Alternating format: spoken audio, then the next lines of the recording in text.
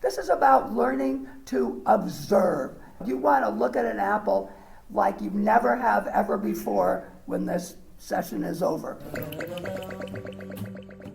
Hello, my name is Rhea Windcaller, and I am the producer and cider MC of this weekly podcast, where we speak with makers, cider enthusiasts, and folks within the cider trade from around the world.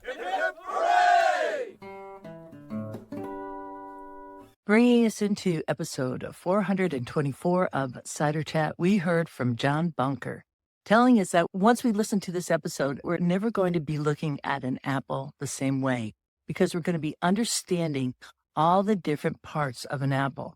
For instance, if you have an apple sitting on the table right now and the stem is going up, that apple is sitting there upside down. What we thought was the base is actually the top. Everything's going to be kind of flipped upside down a bit, but he has you so covered. All the different slides that are part of this presentation are synced with the audio. You're in for a treat. So if you have an apple, grab it now. This is an incredible lesson plan. And John is out there as an amazing resource. Listen to his keynote address, which was just a couple of episodes back. She's really passing the torch here. What if we were able to record Beach and hear him talking about his book, or Downing talking about his landscape work and work with orchards? You know, we're talking about 100 years ago, but here we are in 2024, able to have these recordings with a legend in the world of apples, John Bunker. Now, for anyone out there in Ciderville wondering what's coming up on the show, what's the fall going to look like? Well, we have a number of amazing episodes rolling out to you.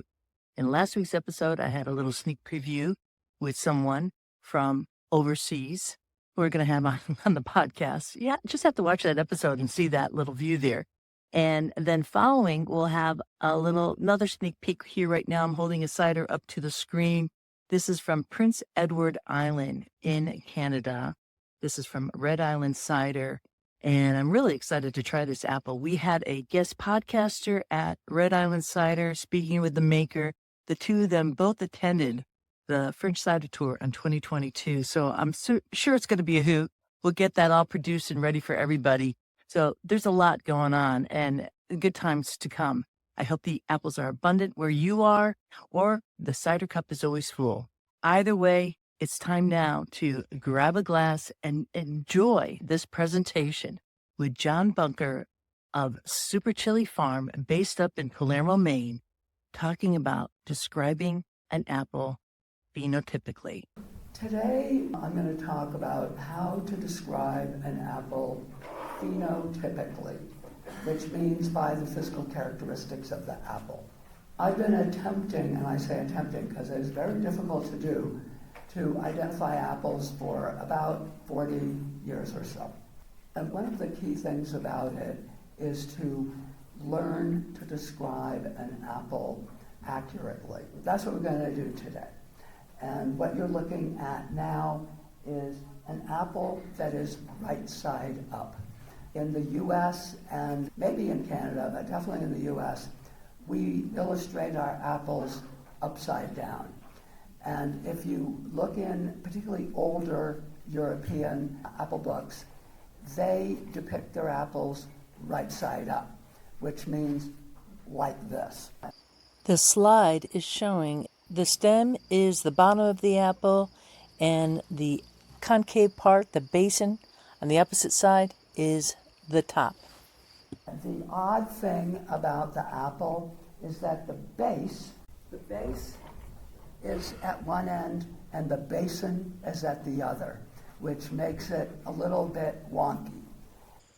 What John is saying is that when we sit an apple on a table with the stem going upright, we're actually looking at an apple upside down.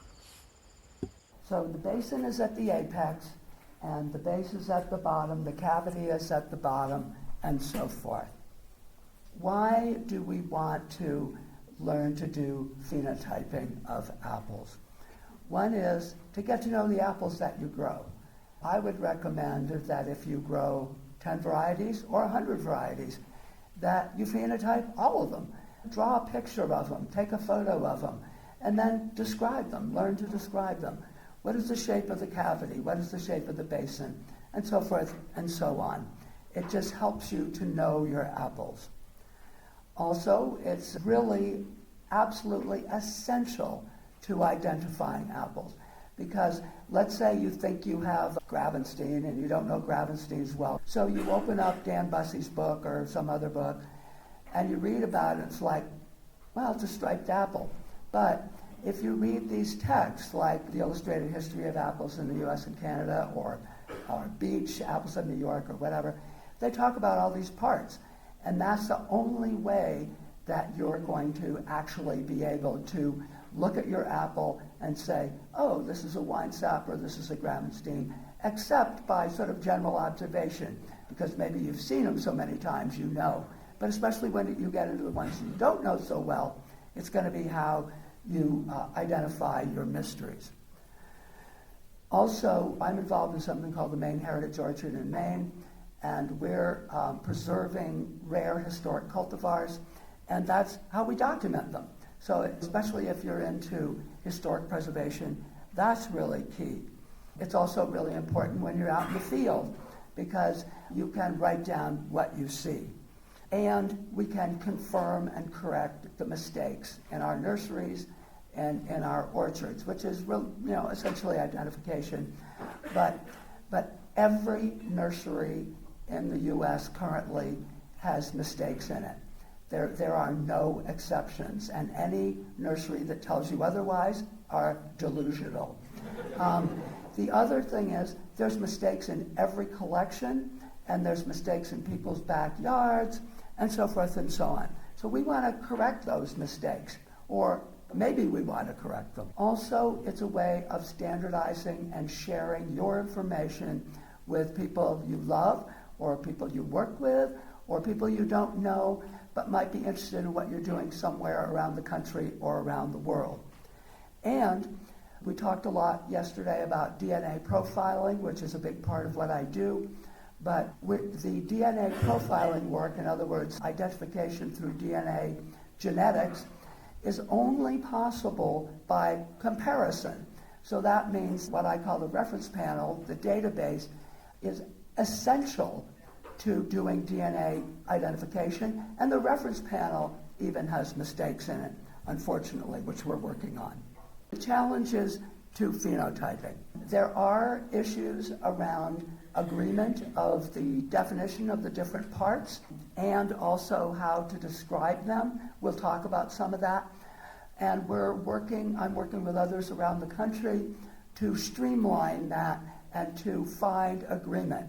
Because if you look at the classic pomological books, such as Robert Hogg in England and S.A. Beach over here, and Charles and A.J. Downing, there's discrepancies in the terminology, and in some cases they use completely different terms to describe the same characteristic.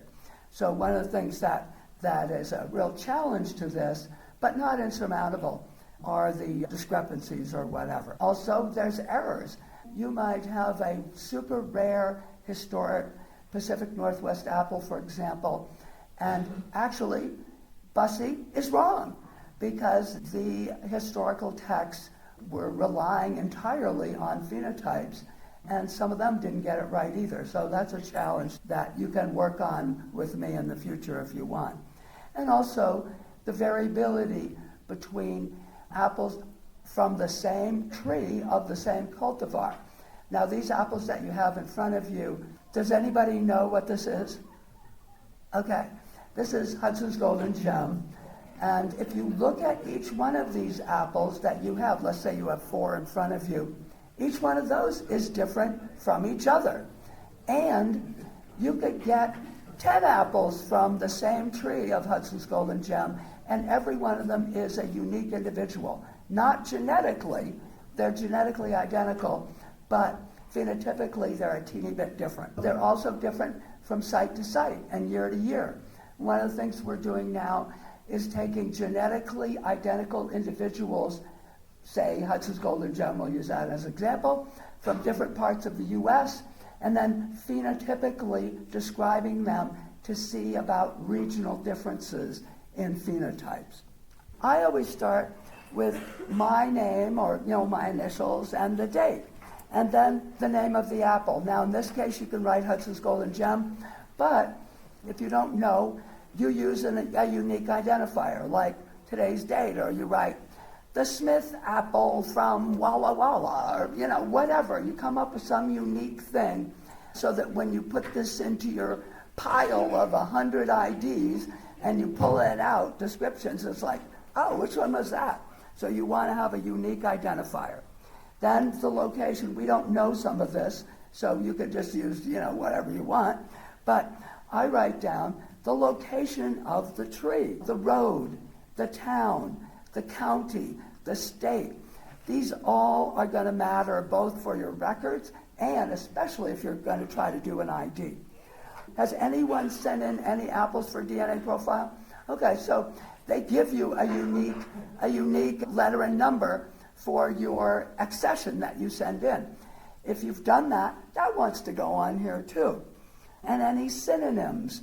As far as I know, Hudson's Golden Gem does not have any synonyms that I know of, but I bet growers, because it originated in Oregon, it's not a super old apple, but about maybe 80 years ago. And I bet some of the growers out here who have it have their own synonyms for it. But some apples, like Baldwin, the famous Baldwin is a good example, have like 40 or 50 synonyms. So then the parentage, if you know it, and the historical origin, if you know it. And what does it resemble? We'll get to that in a second. And then a vintage. In this case, it's a modern apple. Some of these you're not going to know. But what you know, you fill it in. And you can make your own form. What cultivar type does it resemble? So this is really important, especially for your own records, because if you've got apples out in your orchard, you don't actually even need to know the real names, because you're calling it the red apple row 23 or whatever. But it's really helpful if you establish a group of apples to which you can compare. For example, these are ones that I use in Maine. Some of these would be irrelevant out here.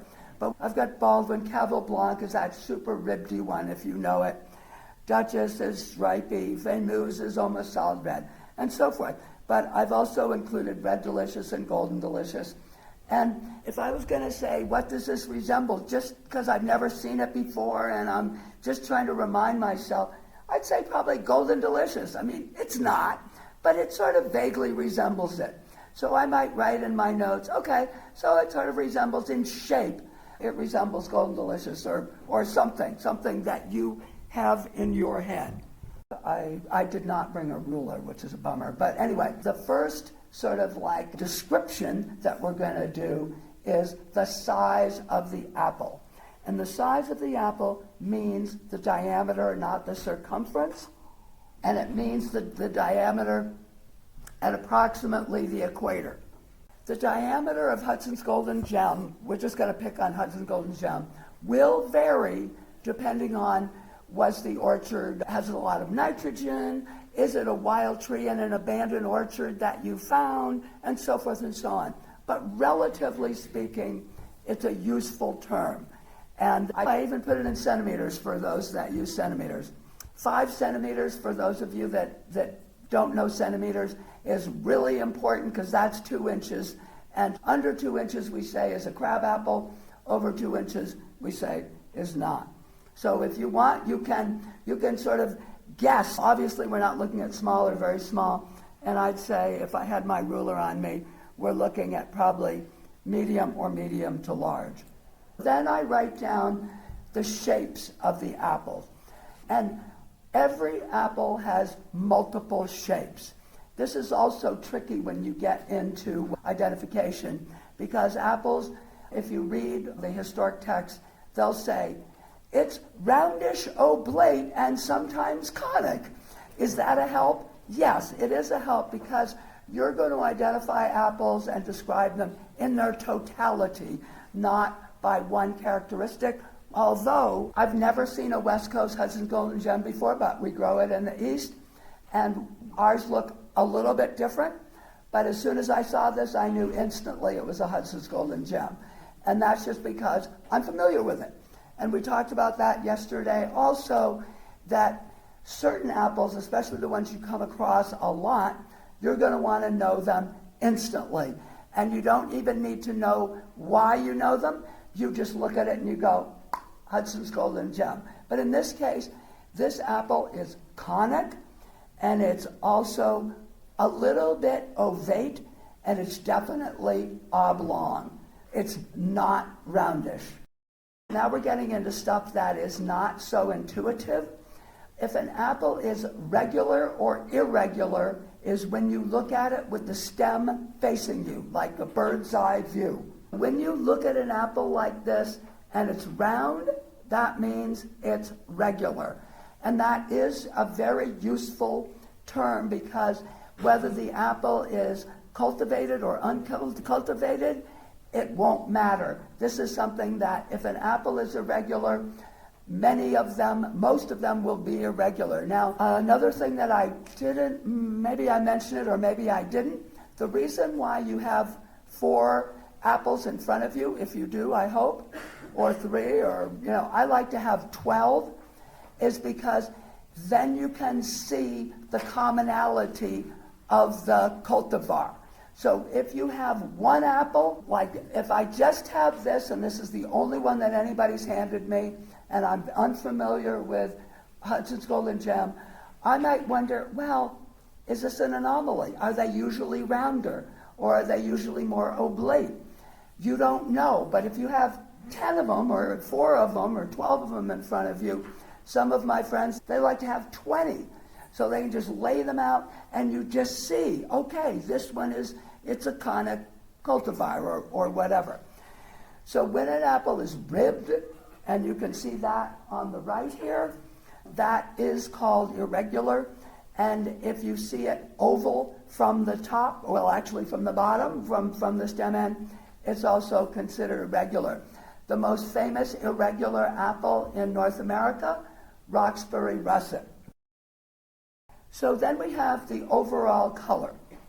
The overall color, in this case, this is from a farm stand in New York City, where they have 2 famous apples. They have the red apples and the green apples. So the overall color is incredibly deceiving. Again, going back to the classic text like Beach or Hogg, they will say that Red Delicious, they'll call it a yellow apple. And the reason why they call it a yellow apple is because of the ground color.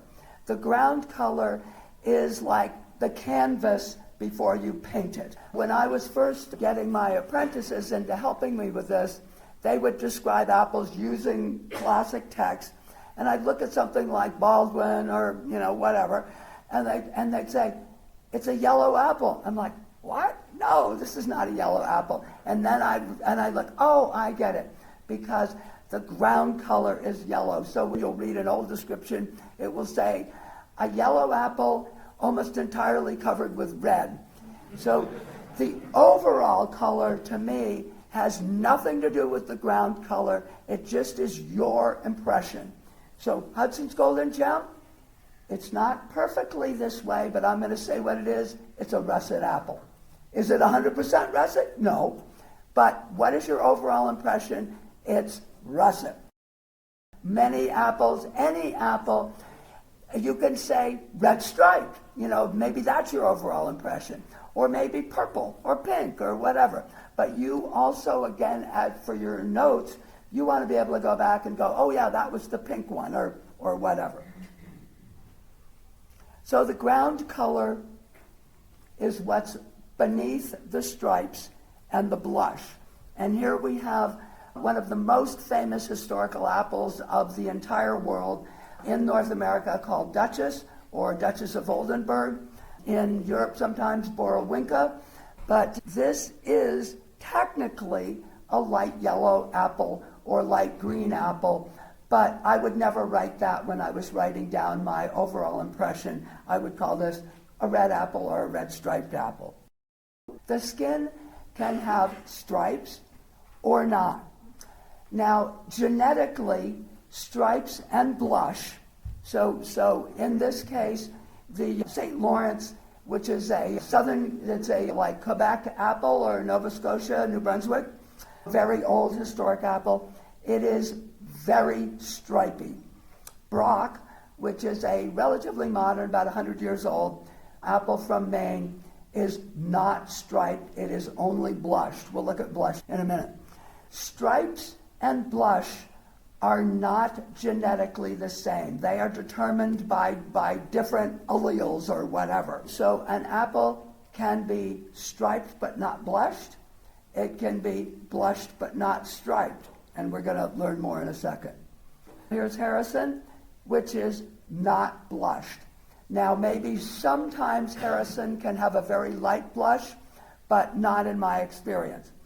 Winter banana, which is often grown in the Pacific Northwest or was historically as a pollinizer, but it's a historic apple from maybe Ohio or someplace, Indiana maybe, and was grown traditionally in the East Coast as well. It is a blushed apple. And once you get to know winter banana, you will see it, you will know instantly, because that right there is a very typical winter banana. Here are two apples that are striped and blushed. So I said that genetically stripes and blush are two different things. They are, but an apple can have both. So in this case, the blush is under the stripes. So sometimes when you look at an apple, it definitely has a blush, and the stripes are really cool. They're sort of like darker red or whatever. Sometimes they kind of blend in, like this Yarlington Mill. But sometimes they're a little more pronounced, like the Ashton Bitter, but sometimes they're very pronounced. Some apples have a bloom. And a bloom is, from my understanding, the literature is a little nebulous about it, but I believe that it is a yeast on the skin of the apple. This is blue pearmain, which is one of the most famous heirlooms of the American Northeast. And if you look just to the right of that scar on the fruit looks blue. It looks sort of purplish blue. And that is this sort of dusty film, which is called bloom, which is on many purple grapes and many high bush blueberries and low bush blueberries. Many plants have it, including some apples, not a lot, but some. But if you see it on an apple, that's a really good, if you're into identification, that's really a great piece of information to have. Some apples obviously have russet, some do not. Russet can be what I call a netting. Over on the left we have gray pearmain, which is an apple that originated in Maine. It's a really delicious dessert apple, and it sometimes does not have russet, but about 85 to 90% of the time it has sort of a netting of russet on it. Roxbury russet, which is in the center, has patches of ground color, which in the case of Roxbury russet is green, and then it has patches of russet. I've been working on attempting to sort out the different golden russets lately. This one, which is probably golden russet of Western New York, was probably the most sought after. But the golden russets are really screwed up in the nursery industry and historically. Currently we call this GR1. And GR1 is almost entirely russeted. So then we have the dots. Some writers call them conspicuous or inconspicuous, and some call them prominent or not prominent. And they mean the same thing.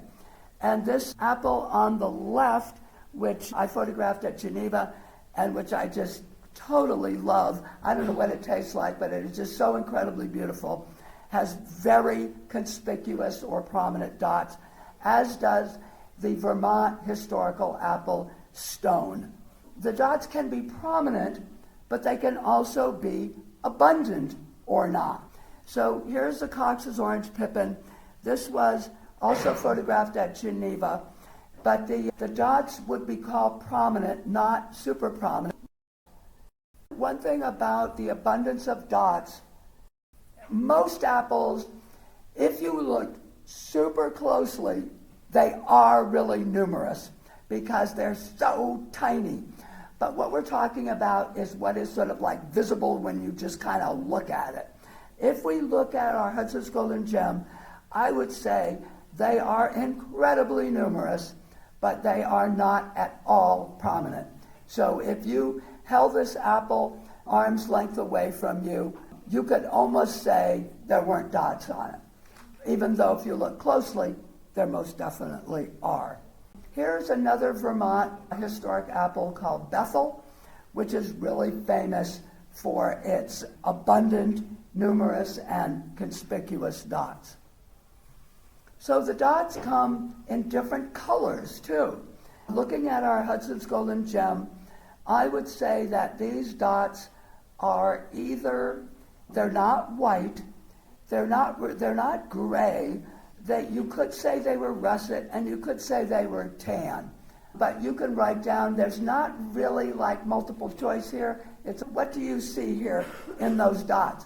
This is about learning to observe. You want to look at an apple like you never have ever before when this session is over. Redfield, one of my favorite apples, has white dots. Some apples have really white dots. They're just so white, and so forth. Stone, that we just looked at a minute ago, has russet dots. Dots can be small, medium, or large. We have Benet Rouge that has small dots, Beauties of Wellington, another Maine heirloom with medium, and Brophylla, another small apple from Geneva, has large dots. My apple here, my Hudson's Golden Gem I'm looking at, I would call those dots small.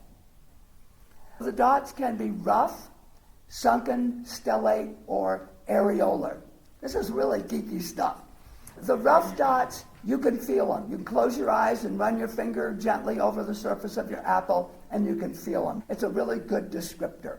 Some of my dots here on one part of my Hudson's Golden Gem are a teeny bit rough, but especially where the skin is smooth, where it's not russeted, and then I can feel the rough dots. But overall, I would not call these rough. My apple, one of the apples that I've discovered in Maine, Wyndham Russet, super rough dots. Like when you feel it, it's like anyone, even somebody that's never hardly looked at an apple except to eat one from the grocery store, would run their fingers over it and go, wow, those bumps are really rough. Povachon, also rough dots. So they can also be submerged. This apple, which I call Bitter Pew, it's a seedling. I brought Cyanwood this morning, some of you got it. The dots look like they're underneath the surface of the skin, and that's what it means to be submerged or sunken. It was almost like there's glass over them, and you're looking through the glass into the dots that are underneath the skin. Our Hudson's Golden Gem, definitely not sunken or submerged. The dots can be areolar.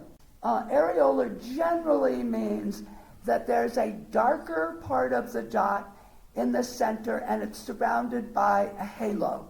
So think like, the Bible or something. And there's a sort of a light hazy color around the dot.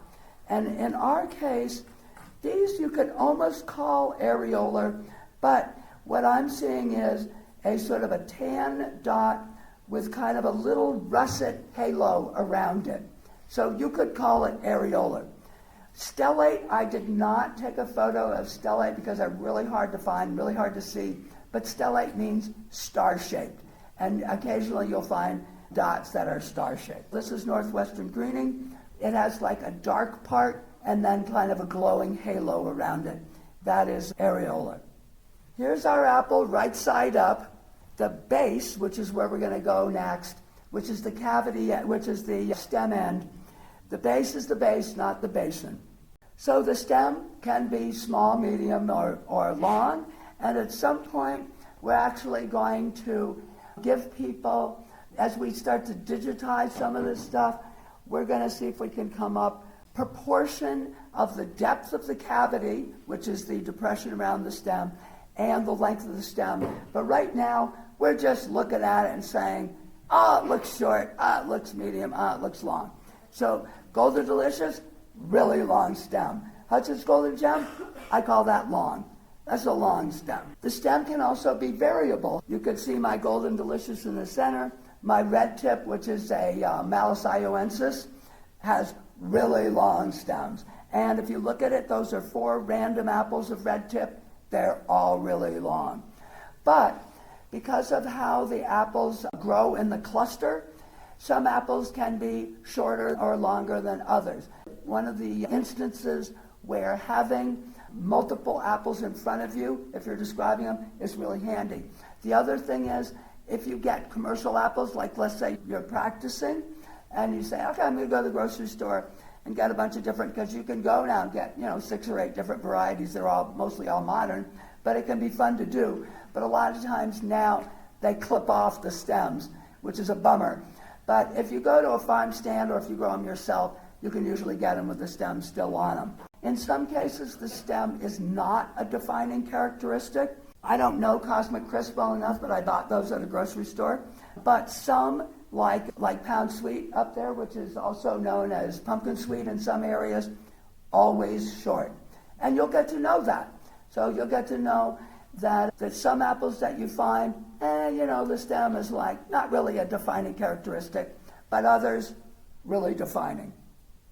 The stem can also be clubbed, and some have a big lump on the end. That means they're clubbed, and some can be what we call brachiate, which means that they have sort of a lump halfway down, like a snake tried to digest a rabbit and it got stuck in its throat.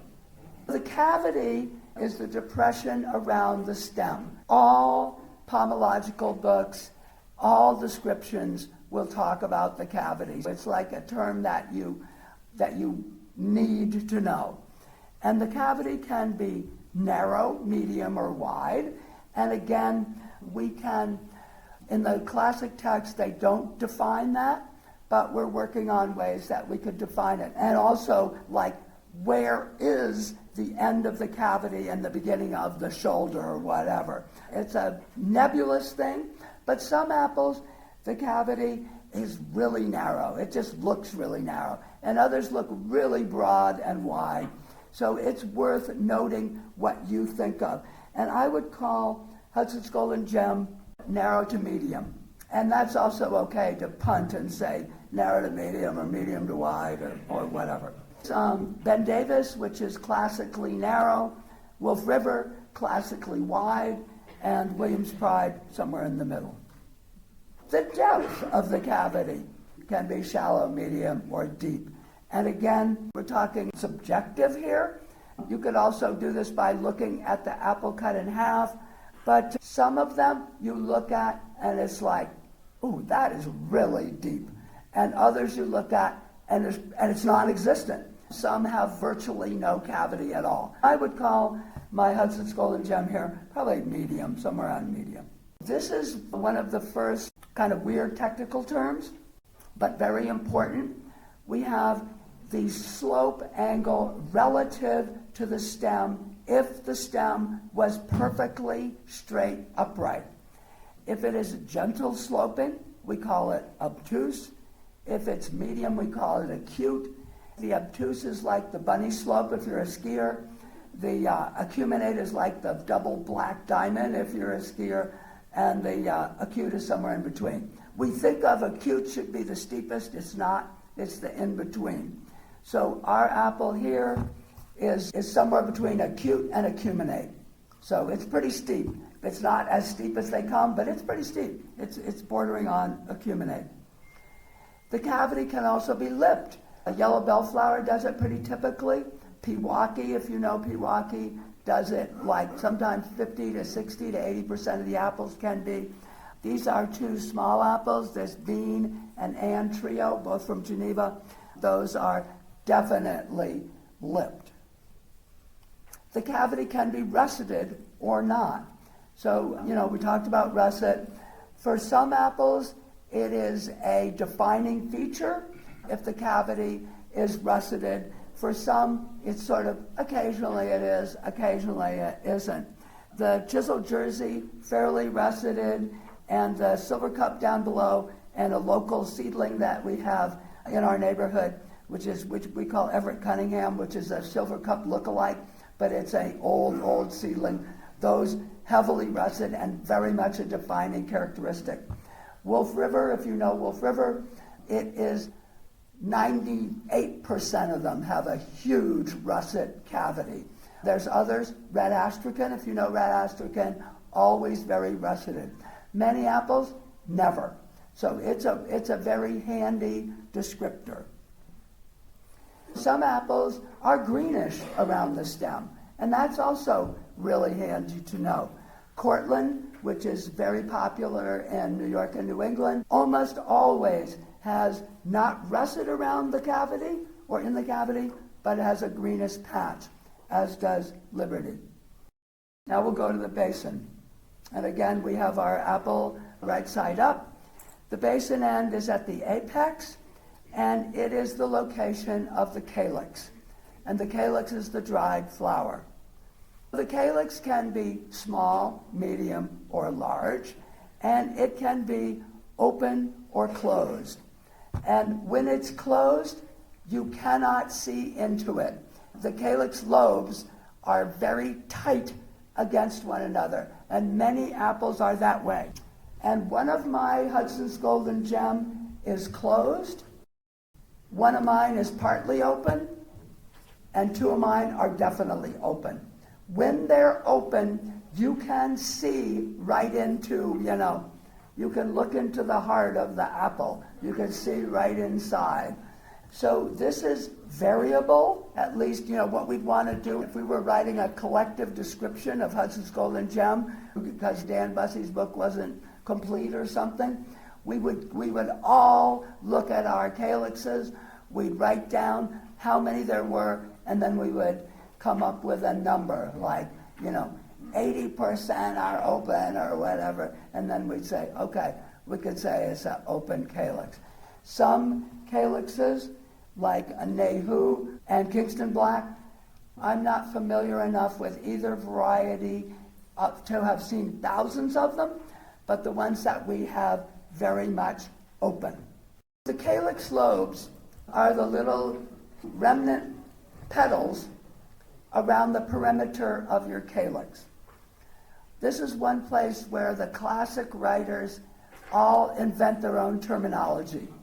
Some call them narrow, some call them wide, some call them upright. We have two terms here, flat convergent or erect convergent. We have connivant. Connivant means that they rise up and then separate, or reflexed, where they lay back flat on the apple. These are mostly erect, and mine at least are divided apart and split away from the center. And that would be a little, it's not perfectly connivant, but it is sort of connivant. This is like pretty geeky stuff, and the writers all quarrel with each other about this. The most useful thing about the calyx lobes or the sepals is it open or is it closed? Because that is often a defining feature. The basin can be shallow, medium, or deep. Here we have Vilbury, quite shallow, yellow transparent, a little less shallow, blue pearmain, a little more deep, and Cosmic Crisp, very deep. So my Hudson's Golden Gems, here I have 4 of them. I would call them shallow to almost medium. So we have the depth. Then we have narrow, medium, and wide. We have Alexander, which is one of the parents of Wolf River, as narrow. Hubbardston, Nonsuch, famous Massachusetts historic apple, medium. And that Granny Smith, look at how wide that basin is. I mean, that is really, really wide. The slope of the apple into the basin can be steep or it can be gentle. And when it's gentle, we say it is obtuse.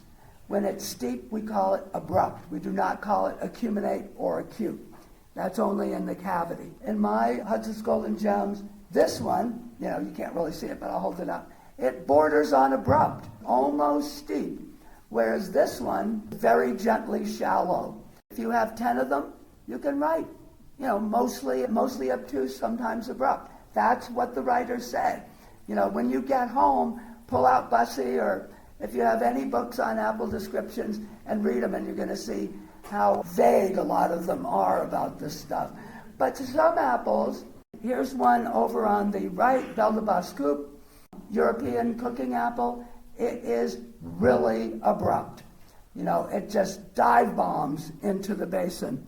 Whereas, pardon my French, I'll just say Damelot, it is very gentle and so obtuse. So the basin rim will have always different features that are describable.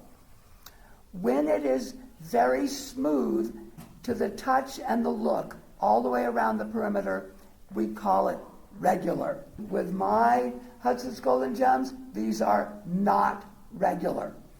So, and we're going to get to what they are. If the rim of the basin is sort of gently rolling, like the rolling hills of, wherever, then we call it wavy. And if it is pronouncedly sort of bumpy, we call it furrowed. And furrowed apples usually have some ribbing that goes down the sides of them, but not always. And so my Hudson's Golden Gem is either wavy or furrowed. I would even say if you said it was furrowed, I wouldn't quibble with you. It can be furrowed. Now, I didn't do a picture of it, but Red Delicious, what we call that is crowned. So crowned, Red Delicious is a heavily furrowed apple, and those 5 bumps on Red Delicious, that is a crown. Some apples, here's Caville Blanc, if you know that one, very, super famous. That one is definitely furrowed. And Yellow Bellflower is also very furrowed. Now, if you looked at one Yellow Bellflower, I might be able to fool you because I could pick through my bushel and give you one that was not. But if you look at 20 of them, I can't fool you, and you'll look at them and you'll see they're furrowed. The apples can also be wrinkled. And what wrinkled mean, it's like being furrowed, but right up tight against the calyx. In this case, Dabinet is wrinkled. You can see it's kind of hard, it's hard because we can't feel them, but the perimeter of the basin, actually from this photo, looks fairly smooth. But if you look up tight against the calyx, it's definitely wrinkled. And so we call that wrinkled. Other apples, like here's a Newtown Pippin, have both. They're wrinkled and they're furrowed. And many times, if an apple is furrowed, it's also wrinkled. Okay, now you're going to cut one of your apples from stem to stern. And what you're going to try really hard to do, because if you don't, you might as well throw the apple away, is you're going to try to cut exactly through the center of the cavity and exactly through the center of the calyx. And you can sort of pivot a little bit in midstream if you're missing, but you really want to try your best to get through both. And once you get good at it, you should be able to just slice, and I'm not kidding, right up through the stem. But don't worry about that.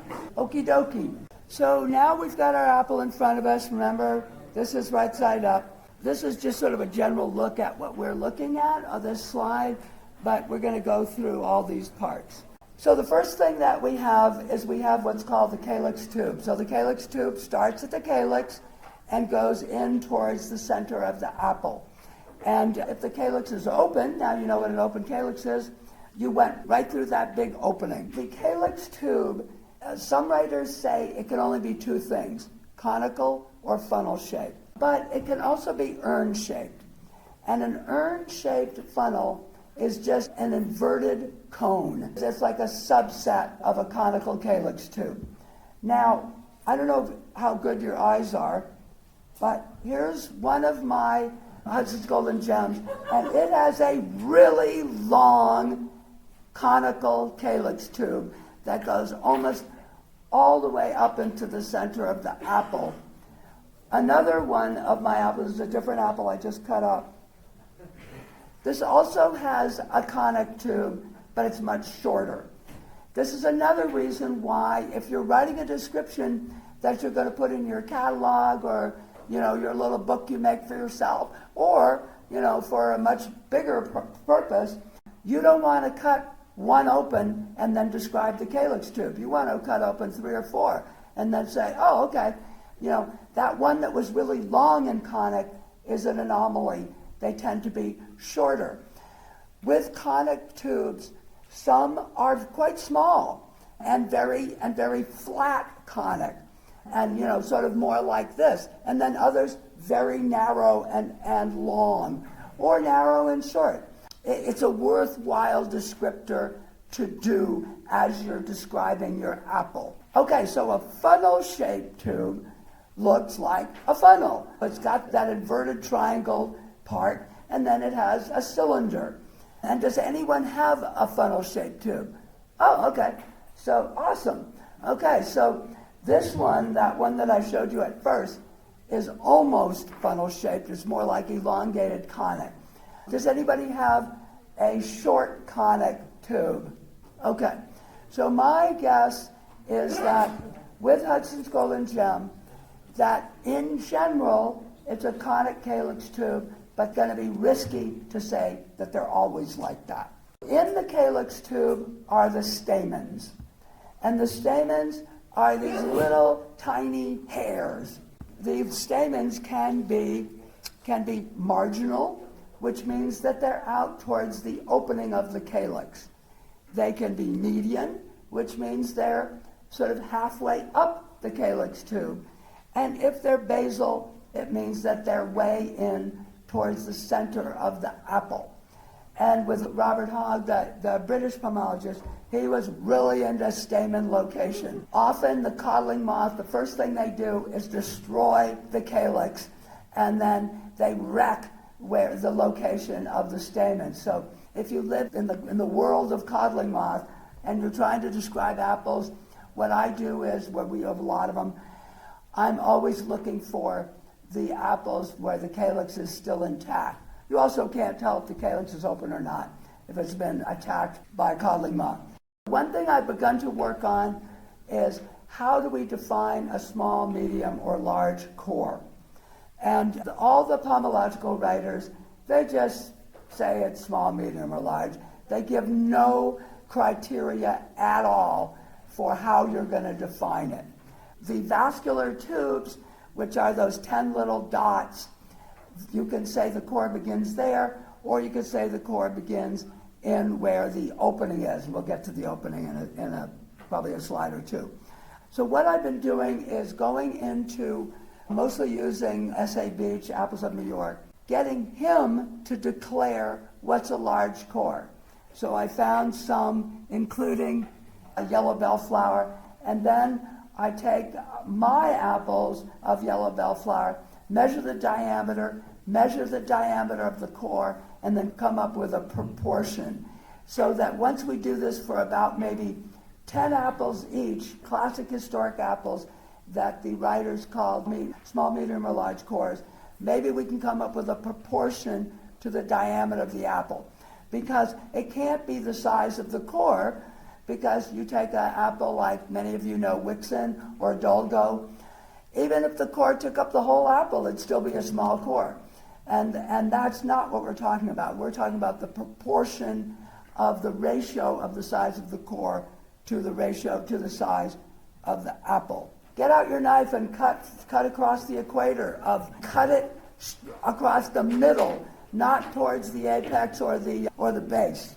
You can also, in a pinch, you can just put together your two sides and then cut it across that way too. Here's our apple cut in half across the equator, and you can see those little dots, those 10 dots. Those are the vascular tubes, and some people you would say that would be the definition of the core, but either way, it's all going to be proportionate to the size of the apple. And you can see, although it's hard to see my writing down there, I wrote the percentage of the ratio for both.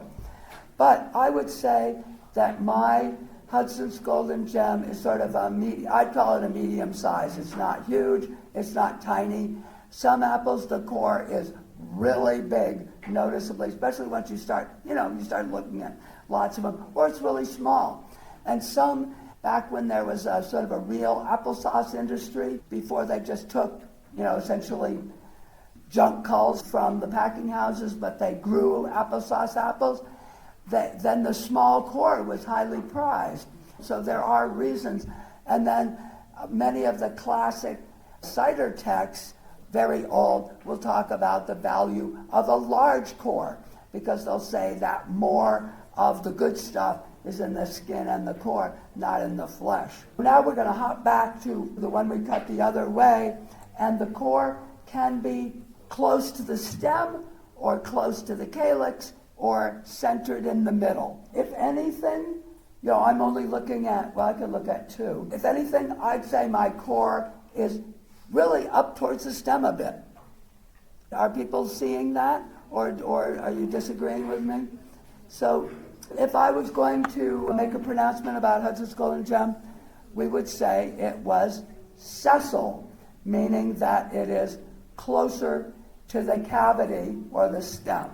Now we have the hidden star, the pentangle, the five-pointed star, and we want to know whether it is axile or abaxile. And I'm going to cut up another one of mine. There's an apple cider company, I'm not sure where they are, that's called Hidden Star. Does anybody know that one? I don't know where they are, back east somewhere or something. And their label looks like that apple over on the left. That's like the perfect axile closed core. This is the perfect abaxile core. So my Hudson's Golden Gem, it's where those seed cells do not extend to the center of the core, but they stop, and you get a big sort of empty space in the center.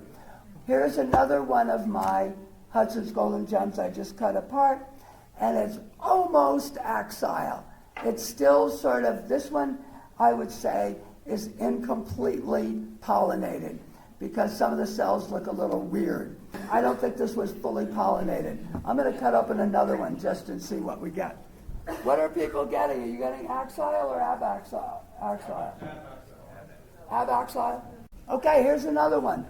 This one is almost axile. And for some cultivars, it is really a defining characteristic. So it is definitely, even though it can be variable, another reason why you want to have a bunch of apples in front of you, in many cases, it's not that variable. So going back to this apple, we have the core lines. The core lines are these very light lines that surround the core and then either meet at the inner end of the calyx tube, or they touch up against the side of the calyx tube. When they meet one another in sort of a junction, then we say the core lines are meeting. And when they touch the side of the calyx tube, whether it's conic or funnel shaped, then we say they are clasping. When the calyx tube is funnel shaped, like 99% of them will be clasping. When it's conic, some may be clasping and some may not, but it is often a defining characteristic. Now we have the carpels. The carpels are the seed cells, and they are really hard to differentiate between each other. Some, and this is another place where the historic writers come up with all sorts of names for them. Roundish, cordate, oblong, we have ovate, we have roundish ovate, elliptical, obcordate, and so forth. What I think is important for you is not to try to memorize these. You should definitely know a cavity and a basin and abaxile and axile, but you should just know that these can be important. And the carpels can be emarginate or mucrinate.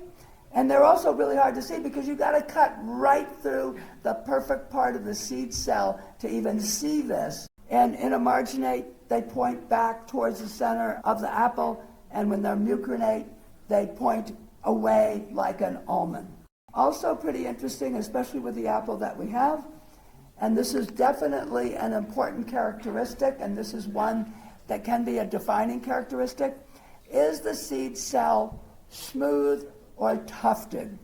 When the seed cell is tufted, it has little wispy, sort of cottony looking rings or little things that look like scales on a fish. And when it's smooth, they have none. And so, do you have tufted carpels or smooth? Tufted, yeah. And this is a great example of tufted seed cells. I don't know what the split is, if it's half the cultivars have it and half don't, but there is a significant number of both. So here's some Northwestern greening. The reason why there's only half or a quarter of the apple there is I had to cut it about 8 times to get through the carpel, but that is definitely a smooth carpel. There's no tuftedness in it. If you know woolly aphids, I think of it as looking like there's woolly aphids inside the core of your apple, which they never would be. Now we get to the raison d'etre. I picked some royalty here to talk about the flavor. Up at the top we have Royal Sweet, which is a historic Maine apple, very rare. And when you see the word sweet in the name of a historic apple in North America, it is always low in acidity. Tolman Sweet, Pound Sweet, Pumpkin Sweet, Ramsdale Sweet, these are all low acid apples, and they were all used for very specific purposes. Animal food, certain kinds of cooking. They cook in stews really well because they hold their shape. They're like turnips or potatoes in your stew. They were also used to make molasses, so you can press them.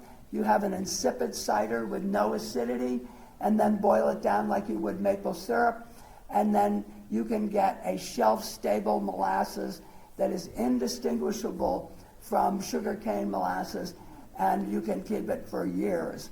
They make horrible pies, and they do not cook well in applesauce, though if you cook them forever, you can finally make them into sauce. On the right, we have King David, which is sort of mid-Atlantic to southern, I guess it's Arkansas apple, that was grown traditionally in northern New England and grows really well and has great acidic, or sometimes we say subacid, flavor. Then we have Kingston Black, the classic bitter sharp, and Royal Jersey, a classic bitter sweet, which is also, as with the historic sweet apples, very low in acidity. When you're using this to do apple identifications, this is really helpful, because if you're out in the field or in an old orchard and you take a taste and it's a sweet apple, you've just eliminated about 80% of the possibilities of what the cultivar might be, because the sweet apples are a very small subset of especially the historic, well, even more of the modern ones. There's essentially none, except a modern cider cultivar. The apples nowadays, unfortunately, the word sweet has been co-opted, so you get apples like Sweet Tango, Sweet 16, etc. Those are not sweet apples, not in their true sense historically.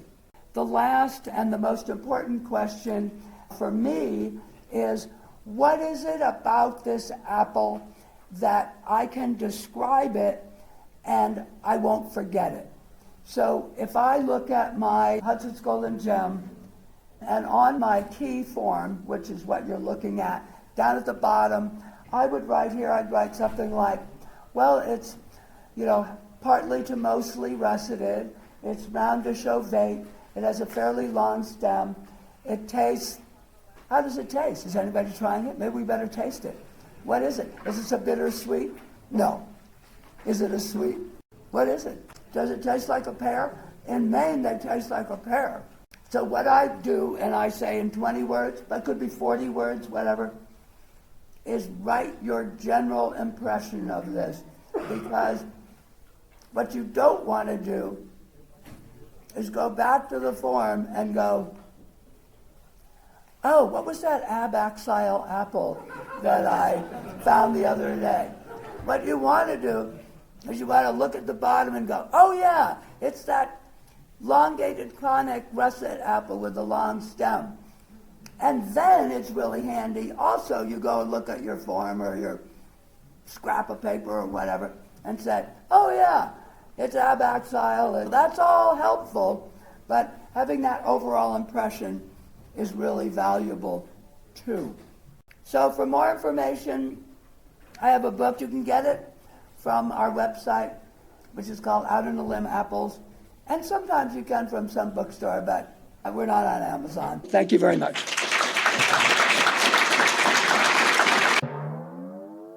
And with that, I leave you here. This is Real Wind Collar signing off for now. Looking forward to seeing you in Ciderville. There is a reason why we do it like this. Yeehaw!